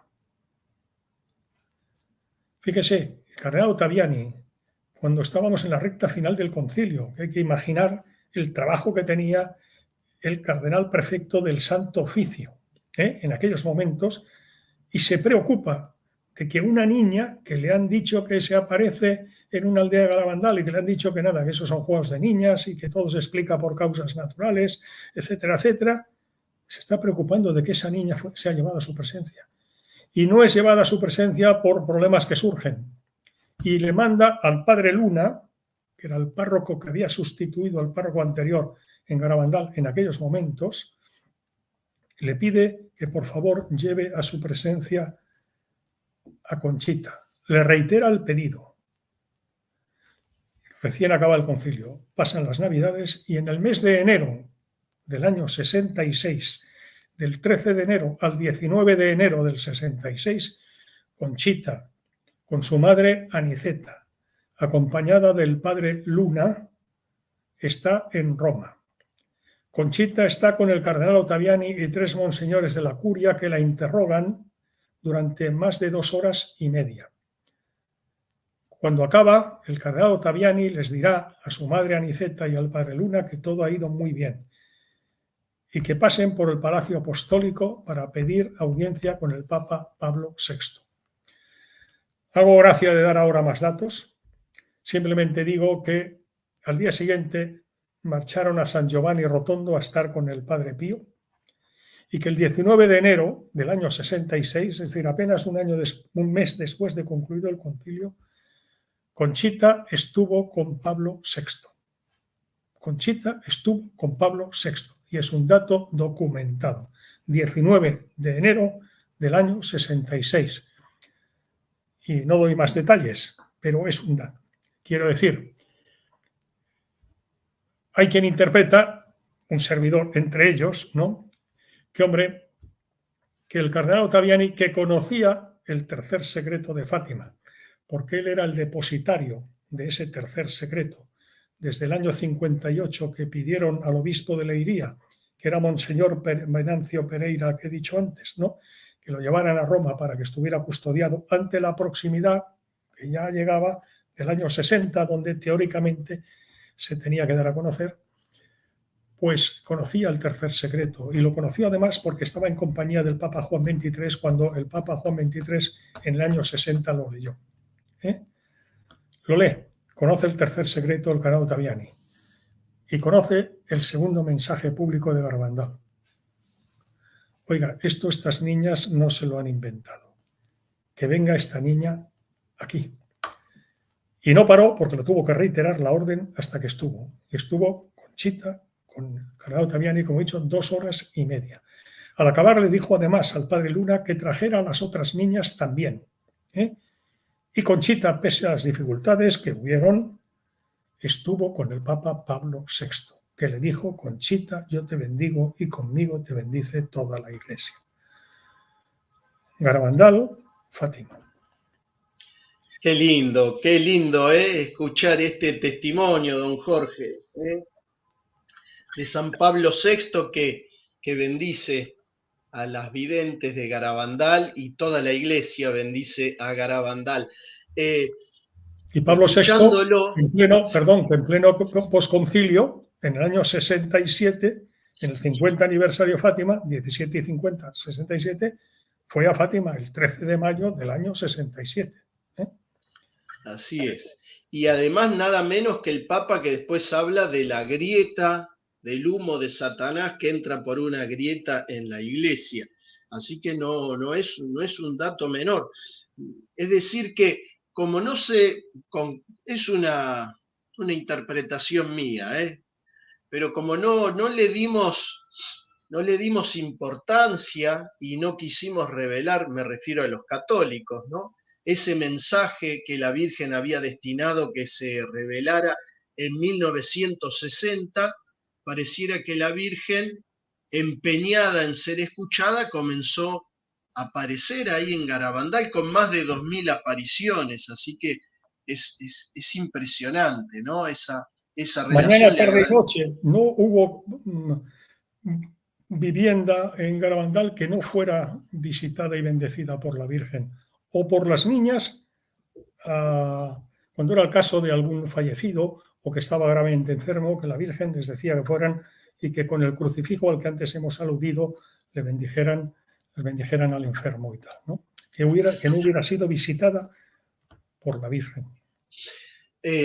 Don Jorge, usted nombró hace unos minutos a San Pío de Pietrelcina, el querido Padre Pío, del que somos devotos, muy devotos acá en Argentina y en nuestro Centro de Humanidades Joseph Pieper de un modo especial, que fue contemporáneo de estos mensajes de Garabandal, ¿no? Y ya está canonizado formalmente, oficialmente en la Iglesia. Y no es el único santo, creo, que ha hablado de Garabandal. ¿Qué relación hay entre las apariciones de Garabandal y el Padre Pío y los santos que hoy están canonizados, que fueron contemporáneos a estos mensajes de la Virgen? Me parece muy interesante esa pregunta. Yo me voy a ceñir a dos, que son dos lumbreras en la constelación de santos, dos lumbreras, usted muy bien señalado, contemporáneas a los hechos de Garabandal. San Pío de Pietrelcina, el Padre Pío, y Santa Teresa de Calcuta, la Madre Teresa de Calcuta. El Padre San Pío de Pietrelcina tuvo una comunicación mística con los hechos de Garabandal muy clara y tuvo relación personal con Conchita, como le he dicho. Él escribió, existe la carta, ¿no? 3 de marzo del año 62 hizo llegar una carta de su puño y letra, ¿no?, a Garabandal, que decía básicamente, ¿no?, que queridas niñas, esta mañana la Blanca Señora me ha dicho que os bendiga y que os diga que estará con vosotras hasta el final del mundo y después en la eternidad, y que creerán aunque será tarde. Ya he dicho que el día 14 de enero del año 66, Conchita, con su madre Aniceta, el padre Luna, la princesa Cecilia de Borbón Parma y el doctor Medi, médico personal del Papa Pablo VI, fueron a San Giovanni Rotondo. Y es curioso lo sucedido allí también, y cómo el Padre Pío, conocedor de que estaba Conchita, pues dijo que la llamaran inmediatamente a su presencia, y cómo estuvo con ella, y cómo la cogió su mano y le dijo Conchita que llevaba ese crucifijo besado por la Virgen, que si lo quería besar, y lo cogió entre sus manos, y las manos de Conchita lo puso entre las suyas, cogido con una mano, y con la otra la bendijo, ¿no?, el Padre Pío. Pero hay más datos en relación con el Padre Pío. Yo le voy a dar solo dos. Conchita había dicho que el Padre Pío vería el milagro. El Padre Pío fallece el 23 de septiembre del año 1968. Y Conchita, que repito, había tenido una comunicación personal y mística muy intensa con el Padre Pío, pues queda desconcertada, porque la Virgen le había dicho que vería el milagro. Fallece el 23 de septiembre del año 68. No llega ni a un mes. El 16 de octubre del 68, un fraile capuchino, gran conocedor del Padre Pío, también del convento San Giovanni Rotondo, le envía un telegrama a Conchita, que estaba en Garabandal, 16 de octubre del 68, mire si está documentado, le envía un telegrama desde Lourdes y le dice, por favor, que acuda a Lourdes, porque tiene un mensaje del Padre Pío para ella. De entre los numerosos peregrinos que en aquellos tiempos y visitantes que habían en Garabandal, había dos franceses, uno un sacerdote francés y otro un amigo suyo laico, que, enterados del hecho, se ofrecieron a Conchita a llevarla en su vehículo, con el que habían venido de Francia a Garabandal, en llevarla allí. Y efectivamente, esa misma noche, había recibido el telegrama por la mañana, esa misma noche partieron por carretera ese sacerdote francés, con su nombre, el laico que le acompañaba, y Conchita y su madre Aniceta partieron para Lourdes. Estuvieron allí con el fraile capuchino, el padre, tiene un nombre que siempre se me olvida, Giannamo. ¿Qué les dijo? Le dijo a Conchita que le tenía que entregar, y se lo entregó, un mensaje que antes de morir había dictado el Padre Pío para Conchita, cuyo contenido Conchita no ha dado a conocer y no conocemos, y le dijo que el Padre Pío había dicho que el velo con el que cubrirían su rostro cuando falleciera, y hasta el momento de la inhumación, del entierro, ese velo se lo entregaran a Conchita. Y en ese acto, este fraile capuchino, Giannamo, le hizo entrega a Conchita del velo que cubrió el rostro del Padre Pío recién fallecido. Me parece muy significativo, pero no acaba ahí, porque Conchita, que estaba pues muy conturbada con el tema de que había muerto el Padre Pío y la Virgen le había dicho que vería el milagro, y la respuesta del fraile capuchino Giannamo fue muy clara. Conchita, el Padre Pío vio el milagro. Me lo dijo a mí antes de fallecer. Yo he conocido a Conchita precisamente en Fátima, la conocí el 6 y 7 de octubre, estuvimos en Fátima, ¿no? Y tuve ocasión, porque lo presentó ella, ¿no?, de presentar a su confesor y director espiritual, padre Luigi, que vivía con su madre en Fátima. Era un discípulo del Padre Pío, llevaba mitones de los ensangrentados de los del Padre Pío, ¿no? Él, aunque era joven, estaba delicado de salud y falleció no mucho después, y hoy está enterrado en el cementerio de Fátima. Yo conocí al Padre Luigi, me lo presentó Conchita, me dijo que era un místico, que era su confesor y director espiritual y discípulo directo del Padre Pío. Me parece que es otro testimonio también de la vinculación del Padre Pío con los hechos de Garabandal. En cuanto a nada más y nada menos que la Madre Teresa de Calcuta, Santa Teresa de Calcuta, en el año 80, dio a conocer, y son declaraciones suyas que se conocen, que en el año 80 había conocido los hechos de Garabandal. Ya habían pasado años de que habían terminado, pero en el año 80 tuvo conocimiento, y que desde el primer momento no tuvo duda acerca de la veracidad de esas apariciones de la Virgen Teresa de Calcuta. La relación también de Teresa de Calcuta, de la hoy Santa Teresa de Calcuta, con Conchita también es pública y notoria.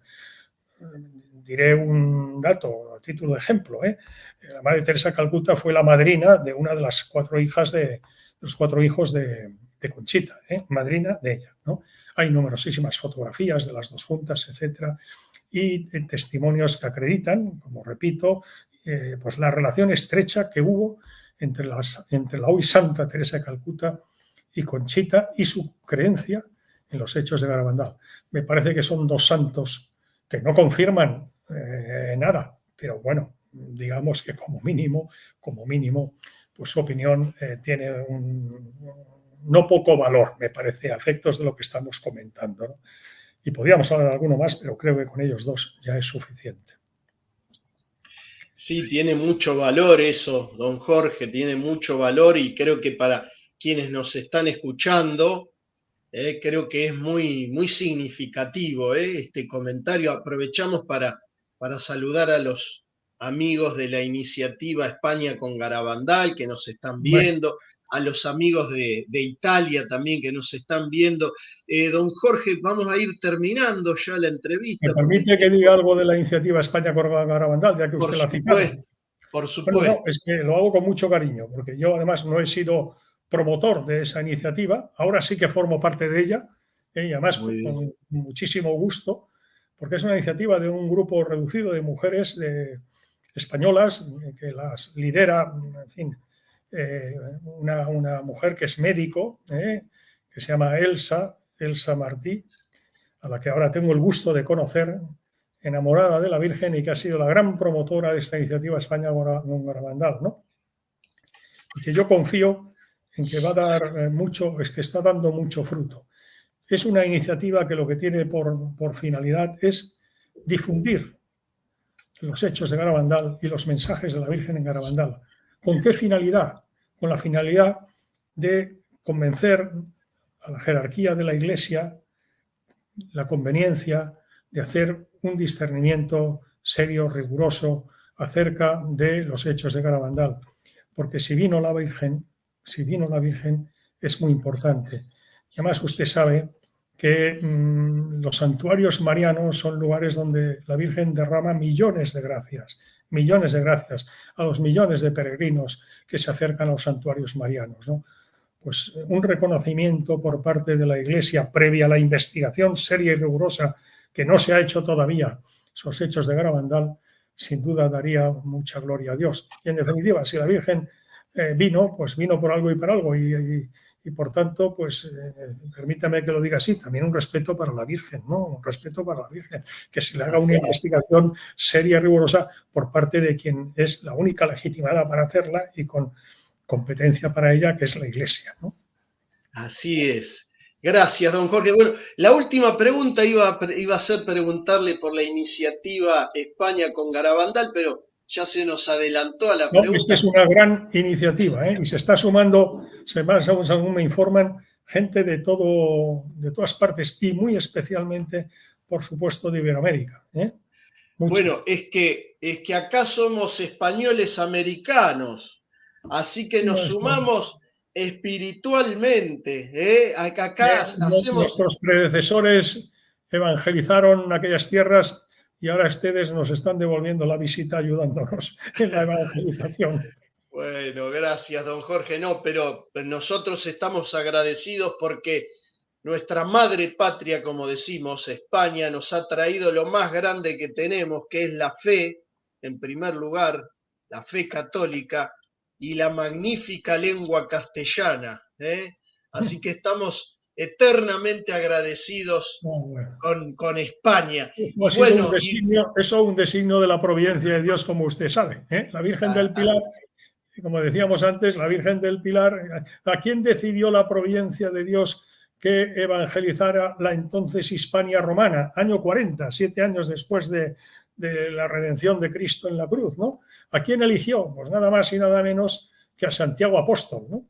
Y fíjese, la primera aparición de la Virgen, no del cielo, bajando del cielo a la tierra después de su asunción, sino viviendo todavía en la tierra, en Jerusalén o en Éfeso, acogida y cuidada por San Juan, hermano de Santiago Apóstol, los hijos del Zebedeo, ¿verdad?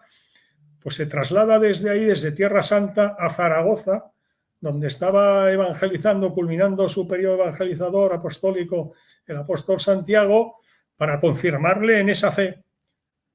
Oiga, eso es un designio de la providencia. Pues, ¿por qué? Pues porque en sus designios de providencia Dios había decidido que ese papel de evangelizar América, de luchar ante la contrarreforma, aguantando la catolicidad en la anterior cristiandad, etcétera, pues que ese papel se lo había reservado a la Hispania romana. Permítame que diga una cosa, Cristian, abusando de su confianza. Adelante, don Jorge. De nuestros oyentes. Tiempo atrás se decía una cosa que muy bonita, ¿no? Se decía, los 3 discípulos predilectos del Señor, los más cercanos a él, pues fueron Pedro, Santiago y Juan. Los únicos que le acompañaron en el Tabor, los únicos que le acompañaron en Getsemaní, etcétera. Fueron Pedro, Santiago y Juan, ¿no? Decía, a los 3 discípulos predilectos les encargó cuidar las 3 cosas que más quería.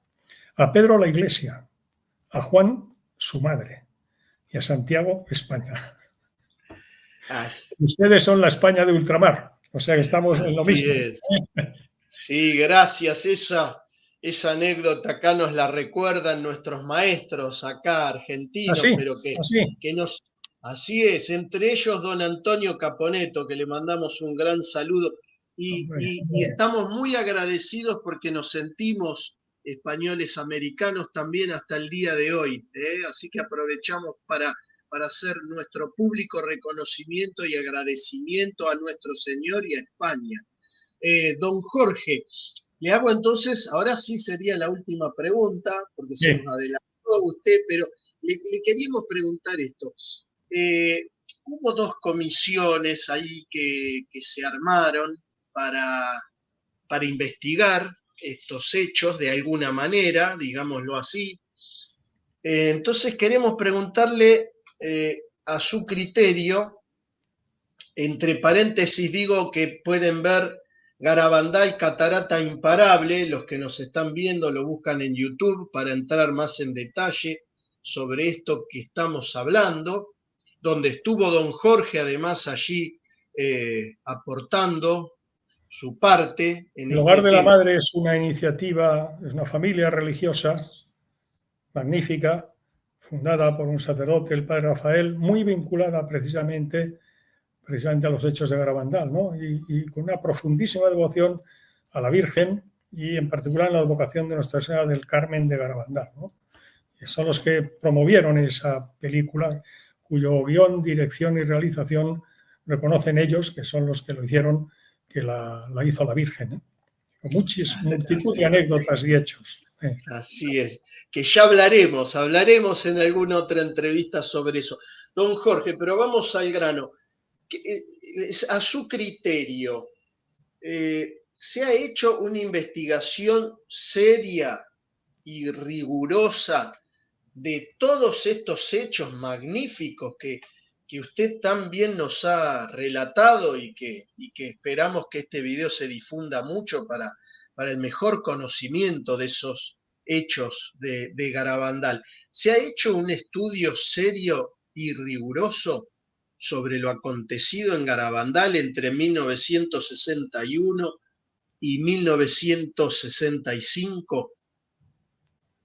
No. La respuesta es no. Rotundamente no. En relación con la brevemente, pues no abusaría más de nuestros televidentes, ¿no? De los suyos. La primera, mire usted, los dos de los principales protagonistas de esa primera comisión, un sacerdote joven que luego fue obispo de Santander, Juan Antonio del Val, fue el que quiso y le costó muchísimo, pero finalmente con el apoyo del cardenal Ratzinger entonces, pues puso ponerla en marcha, hacer una segunda comisión de investigación, porque el que había formado parte de la primera sabía lo que había sido la primera. Y a mayor abundamiento, él mismo invitó a quien fue un neuropsiquiatra, columna vertebral científica de la primera comisión, a que compareciera en público, cosa que hizo, se llamaba el doctor Luis Morales, y compareció en público en el Ateneo de Santander en el año 83 para públicamente, en un ejercicio de humildad que le honra, pedir perdón por lo que no habían hecho en aquella primera presunta comisión de investigación, ¿no? Y que desde luego él ya no dudaba en absoluto, dijo, ante un Ateneo Santander atestado de público, no dudaba de la sobrenatural de los acontecimientos. Y él mismo incluso calificó que esos acontecimientos sin duda un día llegarían a ser reconocidos por la Iglesia y al nivel de lo que hoy, dijo él, son pues Lourdes o Fátima, ¿no? Bueno, por tanto, contra testimonio de parte, dos personas claves de la primera comisión de investigación que luego pues promueven claramente una segunda, pues ya sobran argumentos, ¿no? En cuanto a la segunda, pues mire, la segunda presunta comisión de investigación, más vale pasar un tupido velo sobre ella. Hay un informe muy preciso y muy bien documentado sobre lo que fue esa presunta segunda comisión de investigación, que está en manos de la jerarquía de la Iglesia, para que, conociendo eso, la actual jerarquía de la Iglesia, pues en fin, sin juzgar a nadie, que eso lo hace Dios, ¿no? pues vean la conveniencia, la oportunidad de hacer esa investigación seria, rigurosa, que Garabandal está esperando, que la Virgen merece y los fieles esperan.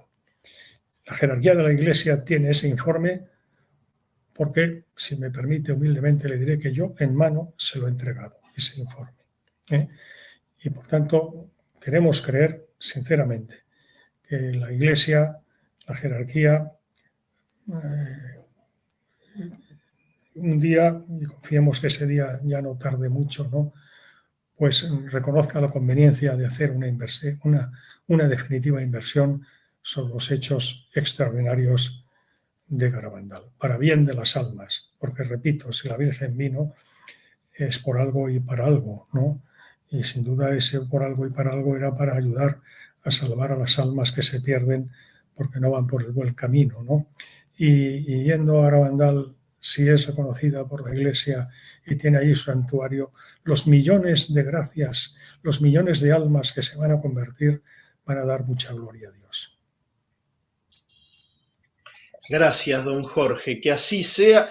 Y bueno, nos sumamos a ese pedido de que se reabra la investigación o se revise lo que se ha investigado y que las cosas que estuvieron mal se corrijan.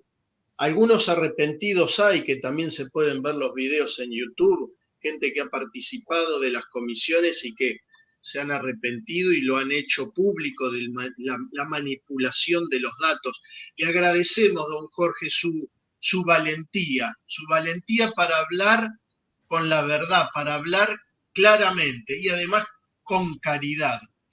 Es usted un gran difusor de estos mensajes y le agradecemos a Dios y también a usted por la posibilidad de tenerlo hoy para nuestro pequeño canal del Centro Piper y para que este mensaje de Garabandal también se difunda en nuestra ciudad y en nuestra patria, aunque usted es muy solicitado, usted anda por todos lados difundiendo y en buena hora difundiendo Hoy estoy encantado de estar con mensajes. usted, Cristian. Bueno, muchas gracias. Nosotros Gracias a usted. más. Gracias a Nosotros usted, más. Cristian. Bueno, Seguimos en comunicación. seguimos en comunicación y antes de saludarlo, aprovecho, quiero decirlo delante suyo, aprovecho para agradecer al querido amigo que hizo posible, allá cuando nos conectamos a fin de A Joaquín, octubre, a Joaquín. principio, a don Joaquín Simón le mandamos un abrazo enorme Muy fuerte. Y a su mujer, a Tere Folqué. y a Tere por darnos la posibilidad de contactarnos. Grandes amigos, sí. Él ha sido quien Porque nos ha puesto en contacto, en comunicación, efectivamente. Ellos así es. tienen una casa en Garabandal, precisamente. Viven en Vinaroz, pero tienen una casa en Garabandal y son muy conocedores y devotos de la Virgen en general y en la vocación de Nuestra Señora del Carmen de Garabandal. O sea que Así muchas es. gracias, Joaquín y Tere. Los saludamos especialmente ahí. Hace poco nos mandaron un video desde Garabandal. Decimos, acá estamos rezando por el Centro Piper. Bueno, esos ruegos se han escuchado porque esta entrevista que, como dijimos recién, los primeros contactos los hicimos a fin de octubre, principios de noviembre con don Jorge y que hoy hemos podido concretar, creo que es una respuesta a todos estos ruegos, porque don Jorge, usted ha colmado nuestras expectativas, ha ido más allá de nuestras expectativas y se lo agradecemos de todo corazón. Muchas gracias, Cristian, y adelante. Seguimos en comunicación. Gracias, don Jorge, que Dios lo guarde, un abrazo grande desde el fin del mundo y un saludo grande a su familia. Igualmente, Cristian, muchas gracias. Buenas Hasta noches pronto. desde Barcelona, España. Muy buenas noches a todos nuestros oyentes y televidentes suyos. Gracias, don Jorge. Lo saco ahora de cámara un minuto, pero no se vaya. Espéreme un minuto más, por favor. A todos los amigos que han llegado hasta el final de esta transmisión, 1 hora 45 casi, que creo que valió la pena, ¿no? Y creo que estamos todos muy contentos por haber tenido el honor de la presencia de don Jorge Fernández Díaz. Ahí recomendamos su blog ahí en La Nación, un blog interesantísimo de don Jorge, donde escribe sobre cuestiones de actualidad, de doctrina. Acerquémonos a este hombre tan especial que nos trae tanta claridad y tanta luz para este momento. A los amigos de España, gracias. A los que nos están viendo, a los de Argentina, a todos les pedimos, bueno, si les gustó este video, esta entrevista, denle me gusta al video, denle like, pongan un comentario y sobre todo compártanlo a sus contactos. Es la única manera que tenemos de difundir estas cosas buenas. A todos los que han dejado comentarios en el chat, un abrazo enorme, un abrazo enorme. Este no es un horario común para nosotros, así que gracias por estar ahí, por acompañarnos en vivo.